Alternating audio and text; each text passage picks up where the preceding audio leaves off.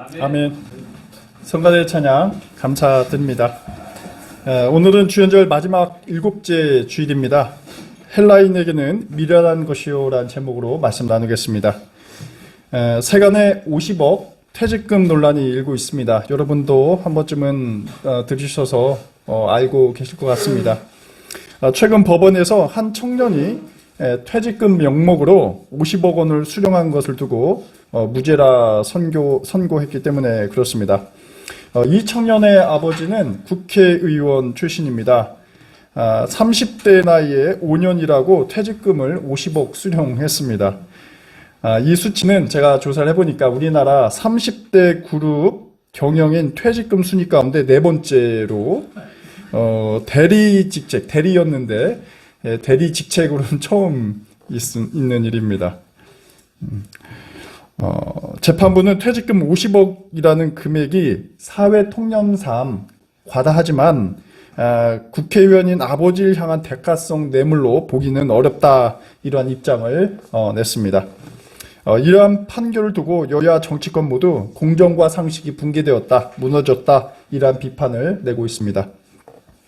저는 이 사건을 접하면서 이러한 판결을 내린 재판부에 관심이 쏠렸습니다. 여러분 아신 것처럼 재판부는 우리나라 최고의 지성 집단이 모인 그런 집단이죠. 누구보다도 법과 원칙을 정확하게 배우고 이해하는 그룹입니다. 인간 이성이라는 보편적 토대 위에서 판결을 내리고 정의를 세워 나갑니다. 그렇기 때문에 재판부는 매우 중요한 기관입니다. 재판관의 판단의 중요성을 아무리 강조해도 지나치지 않을 것입니다. 하지만 재판부가 아무리 합리성과 이성을 최우선으로 한다 할지라도 이것이 무너질 수 있다라는 것을 이번 사건을 통해서 목격하게 됩니다.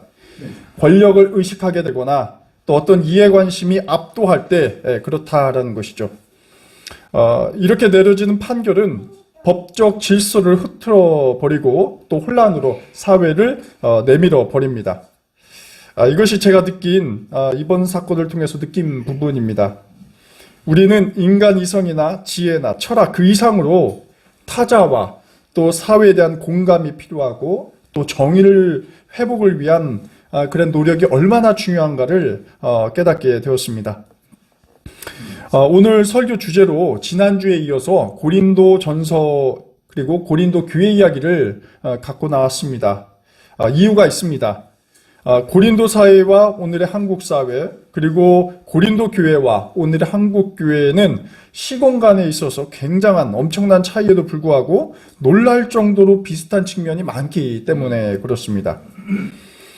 여러분 아신 것처럼 고린도서시는 바울이 고린도 교회의 잘못된 행태에 대해서 비판하고 또 권면하고 책망하기 위한 그러한 서신서입니다. 그래서 바울이 제기한 비판의 화살은 1차적으로 신앙 공동체를 향해 있습니다. 하지만 저는 이것이 단순히 교회 비판에만 그치지 않는다, 이렇게 봅니다. 왜냐하면 당시 고린도 교인들의 삶을 좀 면밀히 살펴보면 이들은 당시 헬라 문화나 정치 그리고 사상 등 다양한 방식으로 삶이 맞물려져 있었기 때문입니다. 고린도 교인들은 예수님의 이름으로 세례 받긴 전 이미 압도적인 헬라의 사상과 문화에 세례를 받은 그러한 인물들이었습니다. 다시 말씀드리면 교인들이 당시 헬라 문화의 상당 부분 노출되어 있었다라는 것입니다. 그 문화가 유익한 것이든 또 그렇지 않은 것이든 교회 문화와 접목되어 있다는 점을 우리가 이 고린도서를 묵상할 때 기억할 필요가 있습니다. 그래서 바울이 고린도 교회를 향해서 책망하고 권면할 때 답은 이것이 고린도 교인들의 삶만을 지적한 것은 아니라는 것이죠.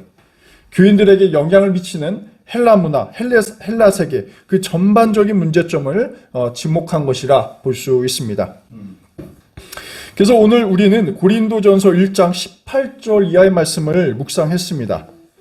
이 대목에서 주목해 볼 것은 계속해서 바울이 지혜로운 자에 대한 언급을 하고 있다라는 것이죠. 지혜로운 자 계속 얘기하고 있습니다. 세상의 시각에서 볼 때 가장 지식이 많고 이성적이고 합리성을 추구하는 그 자들을 두고 하나님께서는 어리석다, 이렇게 말씀한다, 이렇게 바울이 전하고 있습니다. 반면에 세상에서는 가장 어리석다고 말하지만 지식 있고 강한 자들보다 더 지혜로운 부류가 있다라는 것을 말하고 있습니다. 그 부류가 바로 하나님을 바르게 믿는 자들이라는 것입니다. 그렇다면 바울은 왜 이러한 이야기를 고린도 교인들에게 전한 것일까요? 오늘 본문을 살펴보면서 바울이 들려준 참 지혜, 그 다음에 어리석음은 무엇인지에 대해서 함께 성찰하는 시간 갖도록 하겠습니다. 일반적으로 책들이 그렇듯이 성경도 마찬가지로 어떤 배경에서 기록되었는지를 이해하는 것은 매우 중요합니다. 대략 50년경에 이 바울은 2차 전도 여행을 떠나게 됩니다. 그때 1년 반 정도 오늘의 배경인 고린도에 머물면서 교회를 개척하게 됩니다. 개척한 지 5년이 지난 약 55년경에 바울은 바로 이 고린도 교인들을 향해서 신앙생활을 점검하고 또 바른 그리스도에 대한 가치가 무엇인지를 전하기 위해서 이 고린도 서신을 쓰고 또 보내게 됩니다. 이 고린도라는 지리적 공간 굉장히 중요하죠. 고린도는 당시 로마의 속주였습니다. 그래서 아가야 지방의 수도였습니다. 현재 그리스의 코린트라는 지역이라고 합니다. 여러 면에서 헬라 지역의 가장 중요한 도시였죠. 또 고린도는 전형적인 도시 문화를 갖고 있었습니다. 그래서 또 상업의 중심지였고요. 수많은 여행자들과 상인들이 필수 통행로가 바로 이 고린도 지역이었습니다. 그래서 거대한 항구를 지니고 있어서 이탈리아, 스페인, 소아시아, 이집트 등지에서 수많은 사람들이 오고 또 여기에서 상품들이 거래되었습니다. 또 사상적인 측면을 우리가 간과할 수 없습니다. 고린도는 아테네 수준은 아니었지만 아테네의 버금가는 헬라 사상, 그리스 어떤 철학을 상당 부분 영향받고 있었다라고 할 수가 있습니다. 이 고린도 사람들은 헬라 철학에 굉장히 지대한 관심이 있었고 그 지혜를 매우 중요하게 여겼습니다. 특히 합리적인 사고를 중시하는 헬라 철학은 대중이 숭상하는 그러한 학문이었습니다. 또 종교적으로 치유의 신, 태양의 신, 미의 여신을 숭상하는 12개의 신전이 바로 이 고린도에 위치하고 있었죠. 그래서 굉장히 고린도는 이러한 지리적인, 그 다음에 사상적인 측면에서 볼 때 외부 문화에 개방적이었다라는 것도 추측해 볼 수 있습니다. 때로는 부도덕적인 풍습과 윤리에서 벗어난 행태도 있었지만 어떠한 통제를 그렇게 사회가 강하지는 않았다고 합니다. 환경이 이러니 고린도 교인들도 자연스럽게 이러한 도덕적인 문제, 윤리적인 문제에 노출될 수밖에 없는 상황이었습니다. 그리고 오늘 우리가 묵상한 이 고린도 교회가 직면한 상황에 굉장히 중첩된 부분이 많이 있습니다. 단순히 성적인 문제나 부패와 같은 윤리적 차원에만 그치지 않습니다.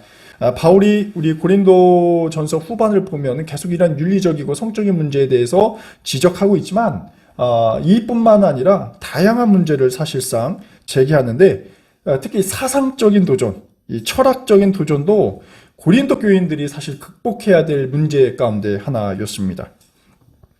말씀드린 것처럼 당시 고린도 교인들의 헬라 철학과 헬라식 지혜를 숭상하는 것은 매우 당연했습니다.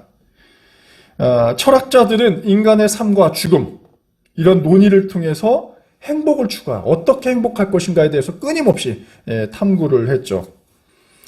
그 가운데 살펴볼 것이 이제 스토아 철학입니다. 스토아 철학. 굉장히 매력적인 철학 가운데 하나예요. 이 스토아 철학은 바울과 고린도 교회에 굉장히 큰 영향을 미치게 됩니다. 당시 바울은 이 스토아 철학이 그리스도 어떤 신앙에 어긋난다라고 보지는 않았습니다. 오히려 그 반대입니다. 이 스토아 철학의 중요한 개념을 빌려가지고 헬라 철학자들에게 이 그리스도 복음이 무엇인지에 대해서 오히려 변호하고 변증하는 그런 도구로 활용을 하게 됩니다.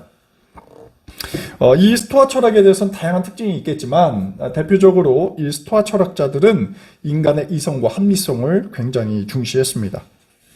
이성을 통해서 인간의 능력을 진단하고 냉철하게 현실을 목격한 것이죠. 그래서 인간은 이성을 통해서 자신을 통제하고 자신의 존재 상태를 보다 행복한 상태로 만들어갈 수 있다라고 믿게 됩니다. 그래서 감정이나 자신의 욕망을 절제하는 것, 이것이 굉장히 중요한 스토아 철학자들이 보게 되는 것이죠. 그래서 철저하게 이러한 이성에 맞춰서 사는 삶을 굉장히 이상적으로 추켜 세웠습니다. 그리고 핵심 가운데 하나가 자신이 통제할 수 있는 것에 집중하고 통제가 불가능한 것은 무시해야 한다고 주장을 하게 됩니다. 이것이 굉장히 오늘날에 있어서도 자기 발전이라든지 하는 데 있어서 굉장히 많이 자기 개발서에서도 접목되는 것 같습니다. 가령 이런 것입니다. 이제 금수저나 은수저 우리가 종종 얘기하곤 하죠. 어떤 부모에게서 태어나는 것은 여러분 어떻습니까? 통제할 수 있는 부분이 아니에요. 우리 인간의 능력으로 할 수 있는 부분이 아닙니다. 그러니까 어떤 부모의 재력이나 태어난 환경 같은 것은 그냥 철저하게 무시하고 오늘의 주어진 삶, 내가 노예든 아니든 그곳에서 최선을 다해 주어진 환경 속에서 노력을 한다면 그것이 내가 행복을 구하는 나아가는 길이다라는 것입니다. 이렇게 통제할 수 있는 것과 그리고 통제할 수 없는 것, 그 다음에 내가 할 수 있는 것과 할 수 없는 것, 이것을 과감하게 구분하는 것이 바로 이성의 힘, 그 다음에 지혜의 힘이라고 보는 것입니다. 이것을 굉장히 이 스토아 철학에서는 중요하게 여기게 되는 것이죠. 그래서 놀랍게도 이러한 이 고대 그리스의 철학이 현대 신학자들에게도 굉장히 큰 영향을 미칩니다. 그리고 사실 신앙인들도 나도 스토아 철학이 어쩜 보면 스토아주의자다라고 생각할 정도로 이 스토아 사상이 우리 현대인들에게 많이 매력적이고 끌리게 돼요.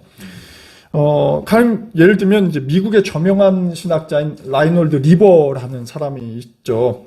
이 사람도 이제 스토아 철학의 영향을 좀 받습니다. 기도문을 보니까는 이런 기도문을 리버가 하고 있어요. 제가 한번 읽어드리겠습니다.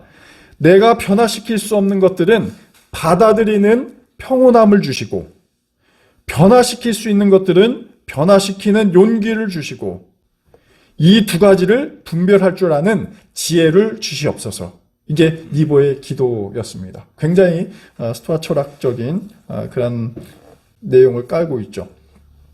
그래서 이러한 스토아 사상은 당시 사변적이고 추상적인 것이 아니라 매우 현실적이어서 오늘의 어떤 자기계발서, 그 다음 행복론의 중요한 기술을 전수해주고 있습니다. 그런데 이러한 사상은 개인 철학으로 제한되지 않습니다. 당시 그리스 철학자들은 국가와 공동체를 운영함에 있어서도 이 스토아 철학을 굉장히 발전시키게 됩니다. 로마 제국에도 이러한 철학이 크게 환영받고요.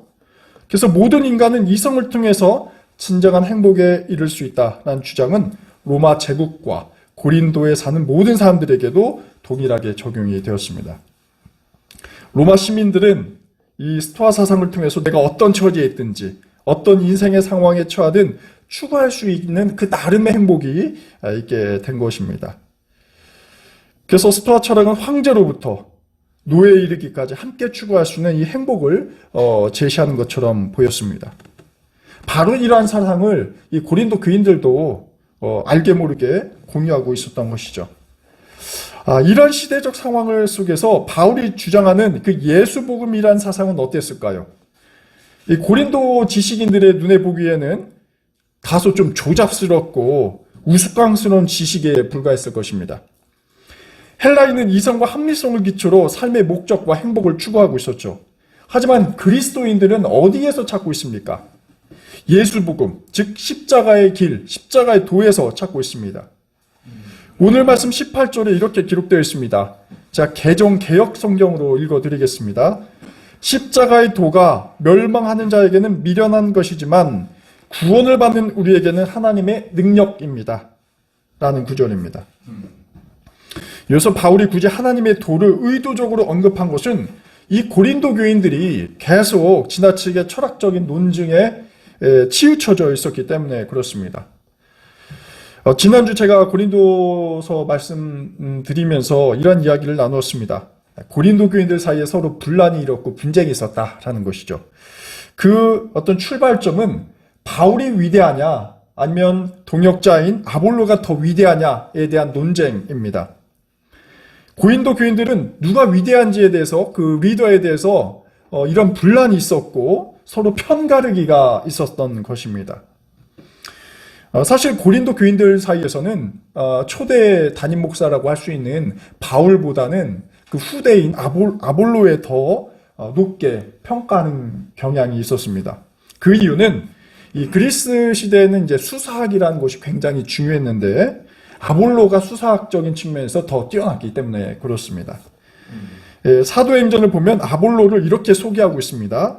아볼로는 말을 잘하고 성경에 능통한 사람이다 라고 합니다. 그래서 말을 잘한다 라는 것이 수사학에 뛰어났다는 것이고 철학이나 문학적 언술로 성경을 전했다 라는 것을 알 수가 있습니다. 이에 반해서 여러분 바울은 어떻습니까? 이 바울은 혀가 둔하고 말이 시원치 않는 사람이다 라고 성경은 기록하고 있습니다. 그래서 말을 아낄 수밖에 없어요. 그러니까 지금도 그렇지만 여러분 유머가 있고 언변 재치가 있는 삶에 훨씬 우리가 호감받고 끌리는 경향이 많이 있죠. 그래서 말 못하는 사람은 굉장히 컴플렉스가 되게 됩니다. 당시 바울도 마찬가지였어요. 게다가 어떻습니까? 아볼로는 이 알렉산드리아 태생입니다. 이 근본 자체가 철학의 분위기 속에서 이렇게 마치 사서삼경을 그냥 낭독할 정도의 그런 분위기, 이런 분위기 속에서 굉장히 학구적이고 수사학이 발전한 곳에서 태생했으니 아무리 이 바울도 제법 굉장히 가말리아 문화생으로서 당대 아주 세련된 지식을 습득했지만 급의 차이가 있었다라고 볼 수 있습니다. 이 때문에 자연스럽게 고린도 교회에서 이 아볼로의 인기가 더 높았다는 것을 알 수 있습니다. 이런 상황 속에서 스토아 철학이라든지 세속 철학에 굉장히 끌려있던 당시 고린도 교인들에게는 아볼로가 여러모로 인기를 끌 수밖에 없는 그런 상황입니다. 바로 이러한 상황에서 바울이 이야기하고 있습니다. 세상의 철학이 아닌 십자가의 도와 십자가의 길을 일러주고 있습니다. 이것은 바울이 아볼로의 인기를 가져가기 위함이 아닙니다. 적어도 고린도라는 거대한 사상의 도시 속에서 그리스도 정신을 바로 알게 하기 위해서입니다. 특별히 바울이 주장하는 인간의 구원과 행복은 이성과 지혜에 있다라는 것이 아닙니다. 거기에 있는 것이 아니라는 것이죠. 물론 이성에 기반한 철학과 삶의 지혜가 우리의 삶의 문제에 큰 유익을 가져다 준다고 저는 믿고 있습니다. 하지만 오늘 본문에서 바울이 의도하는 것은 학문과 사상의 우월성이 아니라, 즉 스토아 철학이 더 우월하냐 아니면 그리스도의 복음이 더 우월하냐라는 우월성 논쟁이 아니라 이 고린도 교인들의 정체성, 고린도 교인은 적어도 그리스도인이기 때문에 이 그리스도인으로서 정체성을 잡는 데는 철학이 아닌 이 복음이 필요했기 때문이고, 또 바울이 그런 측면에서 십자가의 도를 말하는 것이죠. 자, 그렇다면 여기서 십자가의 도가 무엇이냐? 이것이 핵심입니다. 오늘 질문이 자연스럽게 도출됩니다. 여러분, 바울이 전한 복음의 핵심인 이 십자가의 도가 무엇입니까? 여러분, 도라 무엇입니까? 종종 이 대순진리회에서 길 가다가 만나면서 받는 질문이죠. 바로 그 도예요, 사실. 동일한 질문입니다, 사실. 도를 아십니까? 라는 질문입니다. 당시 십자가의 도는 세속 철학자들과 그리스도인들을 구분하는 지점이기 때문에 굉장히 중요합니다. 여기서 십자가의 도에 대해서 다양하게 말씀을 드릴 수 있는데 핵심은 이렇습니다. 인간은 할 수 없고 하나님만 하신다는 고백입니다, 사실. 이것이 십자가의 특징입니다. 여기서 바울이 말한 십자가의 도에서 여기 도란 헬라어로 로고스입니다. 로고스, 말씀이란 뜻이죠. 구약에서는 wisdom, 지혜라는 뜻으로 또 사용되기도 하고, 또 요한복음에서는 그리스도를 지칭하는 표현으로 이 로고스가 사용되고 있습니다. 정리하자면 십자가의 도란 그리스도의 말씀입니다. 이 말씀이 그리고 하나님의 능력이다 라고 하는 것이죠. 우리 그리스도 신앙은 어떤 이성적인 체계만을 지향하진 않습니다. 합리성을 추구하는 것이 아니에요. 물론 그 신학적 나름의 논리는 있지만 그것이 이성 그 자체를 강화하기 위한 것은 아닙니다. 대신에 우리 그리스도인들은 계시라는 것을 믿고 또 따르고 있습니다. 계시는 사람의 이성과 지혜로 얻어진 것이 아닙니다. 왜냐하면 그 초월하는 것이기 때문에 그렇죠. 계시는 하나님께서 하나님 당신의 뜻과 행위를 인간에게 드러내는 행위를 말하고 있습니다. 우리가 구약 성경 보면 고대 이스라엘의 지도자들이 등장하죠. 모세, 아론, 다윗, 이사야 등등이 있습니다. 이러한 예언자들이 바로 계시에 주목을 했습니다. 하나님께서 인간을 깨우쳐 알게 하는 행위가 바로 이 계시입니다. 그래서 에베소서에 보면은 바울이 이 계시를 굉장히 즐겨 사용하는 표현들이 등장을 합니다. 이런 표현들이에요. 내게 주시는 하나님의 은혜의 경륜, 이런 표현이라든지 계시로 내게 알게 하신 것, 또 그리스도의 비밀을 내가 깨달은 것, 이게 다 계시의 영역에 해당을 하게 됩니다. 그래서 헬라 철학자들처럼 이성을 통해 어떤 진리를 깨닫는 것이 아니라 깨달음이 신으로부터 주어지는 것입니다. 그래서 이 계시에는 인간의 지식이나 이성과 같은 능력이 개입하지 않습니다. 그렇다고 이성과 계시가 막 대립하는 것도 아닙니다. 바울이 자주 강조하는 것처럼 인간은 어떤 능력으로 자신을 구원하고 행복을 추구하는 존재로 보지 않는다라는 것이죠. 바울은 인간 이성과 지식의 한계점에 대해서 굉장히 철저하게 나름 고민하고 준비한 인물입니다. 이미 바울은 이성적으로서의 삶을 살아낸 적이 있었죠. 예수님을 만나기 전입니다. 그 당대 그리스의 철학과 그런 문화 속에서 살아가고 있었던 인물이었죠. 하지만 그는 곧 깨닫게 됩니다. 인간 자신에 대한 의존, 또 이성에만 의존한 삶은 결국 어떠냐? 타자 지배, 그리고 정복과 욕망과 교만과 같은 이런 현실적인 덫에 걸려들 수밖에 없다라는 체험을 뼈저리게 했습니다. 그래서 바울에게 있어서 인간이 구원받는 길은 이런 자아중심적인 삶에서 벗어나는 것입니다. 근데 그 방법론이 있어야 되는 것이죠. 그것이 바로 십자가의 방법론, 십자가의 길입니다. 그래서 바울은 다른 서신서에서 밝힌 것처럼 그리스도와 함께 십자가에 못 박힌 자를 말하고 있습니다. 그리스도와 연합된 자, 또 죄된 인간의 육신에 하나님의 옷을 입은 자, 이런 것을 말하고 있습니다. 결국 이러한 것이 말하는 의미는 하나님에 대한 의존성입니다. 인간 이성에만 의존하지 말라는 것입니다.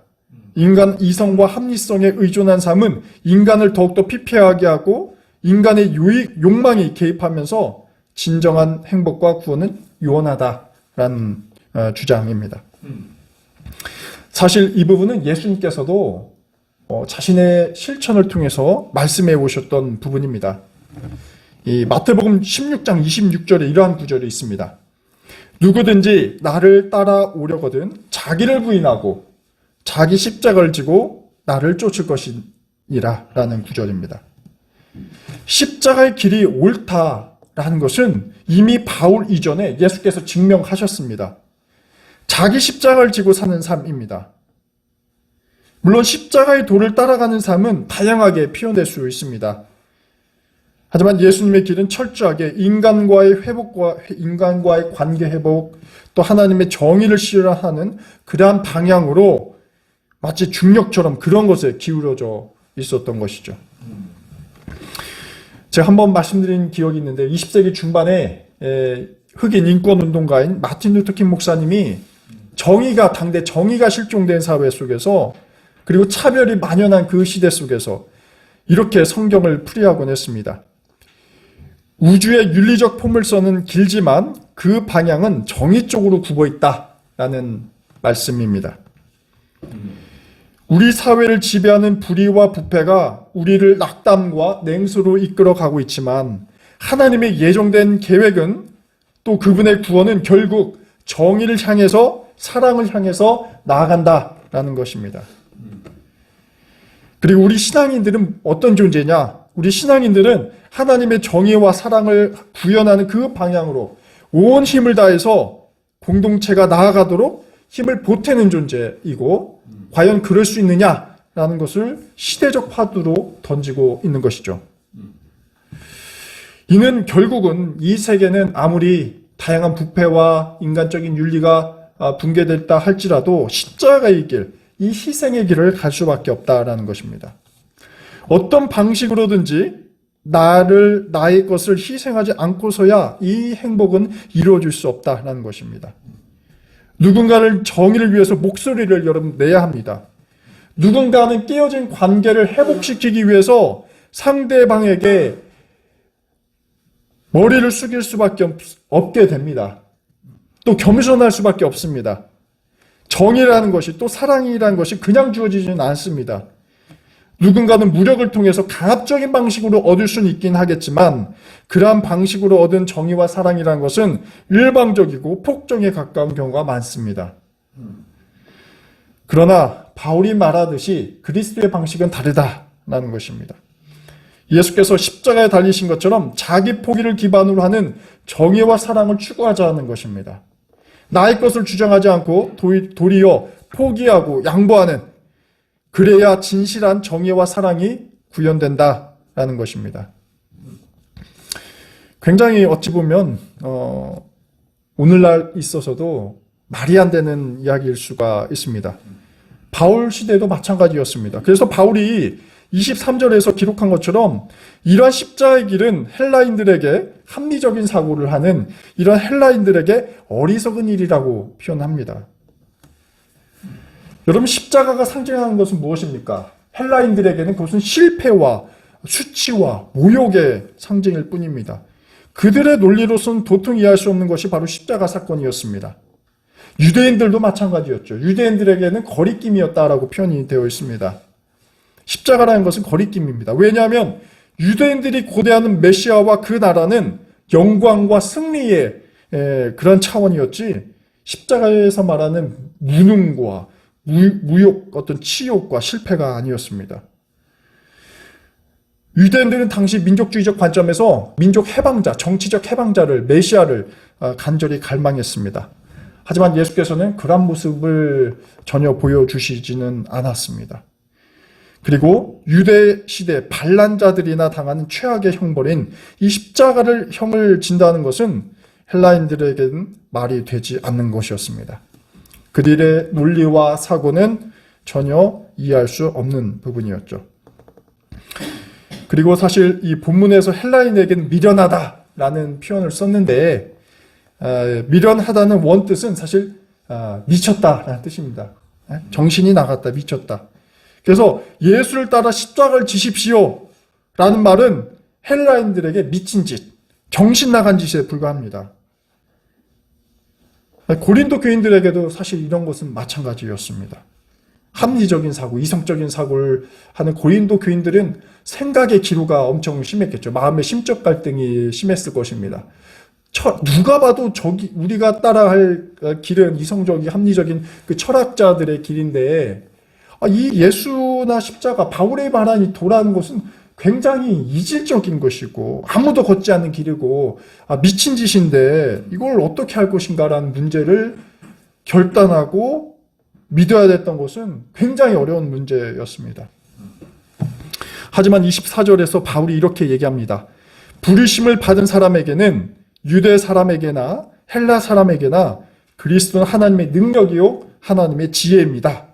이렇게 선포합니다. 바울이 여기서 지혜라는 말을 사용한 것이 굉장히 흥미롭습니다. 지혜라는 말. 지혜로 소피아라는 그리스어를 사용했는데 하나의 철학을 의미하죠. 당시 헬라인들이 갖고 있는 사고를 빗대어서 표현한 것입니다. 너희들의 인간적 철학이 아니라 하나님의 신적인 철학, 신적인 소피아만이 참 지혜, 참 우리의 길이다라는 것을 반증하고 있습니다. 헬라인들은 십자가의 길이 매우 어리석다, 조소했습니다. 하지만 하나님의 지혜는 인간의 것과는 비교할 수 없을 정도로 탁월하다는 사실을 바울이 증거하고 있습니다. 인간의 지혜와 철학으로는 도저히 예측조차 할 수 없다는 것입니다. 골고다 언덕의 십자가는 헬라인의 눈으로 보기에 한 유대인 청년의 비참한 죽음에 불과했습니다. 그것은 완전한 패배, 행복의 종말이었습니다. 하지만 십자가의 길을 가는 자들은 그것이 인류를 구원하기 위한 하나님의 능력이라는 사실을 깨닫게 됩니다. 그래서 바울은 하나님의 어리석음이 인간의 지혜보다 뛰어나다, 역설적으로 말하고 있습니다. 하나님의 약함이 인간의 강함보다 훨씬 더 강하다 고백합니다. 그리고 바울은 이 진리를 고린도 교인들에게 일러주고 있습니다. 아주 단단하고 아주 치밀한 이성과 지혜를 추앙하는 고린도 교인들에게, 또 하지만 이러한 인간적 판단이 오히려 교회의 분란과 분열을 재촉하며 갈라지는 교회 공동체에 바울은 십자가의 어리석음이 옳다는 것을 일러주고 있습니다. 현대 신앙인들은 인간의 이성과 지식에 상당 부분 의존해 왔습니다. 그 안에 머무른 뭔가 심리적인 안정감을 얻을 수 있다, 또 그것이 정의롭고 바르다라고 여깁니다. 하지만 고린도 사회처럼 최고의 지성을 추구하는 우리 현대인들, 그리스도인이든 아니든 현대인들은 되려 인간의 꾀에 발목을 잡히고 인간됨을 상실하고 파편화되고 있습니다. 서로 갈등하고 분열하고 파당을 짓습니다. 소외와 고독 속에서 더욱더 진실한 삶에서 우리는 멀어지고 있습니다. 세상의 지식은 더욱더 세련되어 가고 정교해 가고 마치 모든 행복과 평화, 인류의 평화를 가져다 줄 그 선물 상자처럼 보이지만 오히려 판도라의 상자처럼 수많은 재앙이 인류를 가면시킨 채 우리 인간은 삶의 목적을 상실하고 불행으로 빠지고 있습니다. 이러한 때에 바울의 메시지는 희망으로 다가오고 있습니다. 예수께서 걸어가신 그 십자가의 길을 가라는 것입니다. 세상 사람들은 어리석다 우리를 손가락하겠지만 그 어리석음이 오히려 진리의 길이 되고 이성 위에 이성, 지혜 위에 지혜가 되어서 나와 공동체와 세상을 살리는 그 길이 됩니다. 십자가의 길이 들려주는 그러한 섬김과 희생의 가치가 오히려 나를 살리고 나를 위로하고 또 모두의 온전함을 존속하게 하는 그러한 근원이 된다라는 것이죠. 바로 이 때문에 우리는 어리석게도 십자가의 희망을 걸고 있습니다. 고린도 교인들이 범한 것처럼 누가 더 우월한지에 대해서 우리는 더 이상 연연해하지 않습니다. 대신 지식의 유한함을 인식하고 모두의 존재에 대해서 인정하고 있습니다. 교회 내에서 어떤 파당을 만들어 분열하지 않습니다. 대신 우리는 겸손함과 인정으로 분열을 막고 일치와 화해로 나가고 있습니다. 또 우리는 자기 철학을 고집하지 않습니다. 대신 남에 대한 배려와 나눔으로 대신 남의 의견도 포용을 하고 있습니다. 또한 탐욕이라는 욕망이라는 어떤 과잉된 감정을 표출을 하지 않습니다. 대신 남에 대한 배려와 나눔으로 우리는 그러한 탐욕을 무력화합니다. 사소한 마찰과 갈등을 세상의 법정으로 가져가지 않습니다. 대신 우리는 화해로 이끄시는 성령의 사역을 믿고 또 오해를 풀기 위해서 최대한 노력을 하고 있습니다. 바로 이것이 우리가 삶에서 적용해야 할 십자가의 원리들입니다. 우리 낙산교회 교우님들께서 주님께서 확신과 능력을 허락하심으로 이러한 십자가의 길로 향하시길 기원합니다. 기도하겠습니다. 하나님, 저희는 이성과 지식을 구합니다. 이를 통해 번영과 정의와 평화의 공동체를 꿈꿉니다.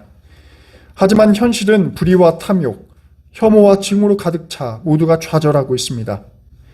주님, 이러한 때 당신의 지혜를 구합니다. 그 지혜는 예수님께서 가르치시고 몸소 보여주셨던 십자가의 도입니다. 사람들은 십자가의 길을 어리석다 비웃지만 당신을 신앙하는 저희는 그 길에 인간의 참된 평화가 있음을 깨닫습니다. 주님, 저희에게 당신의 지혜를 허락해 주시고 훼손되어가는 이 땅을 회복하여 주옵소서. 아멘. 예수 그리스도의 이름으로 기도드립니다. 아멘.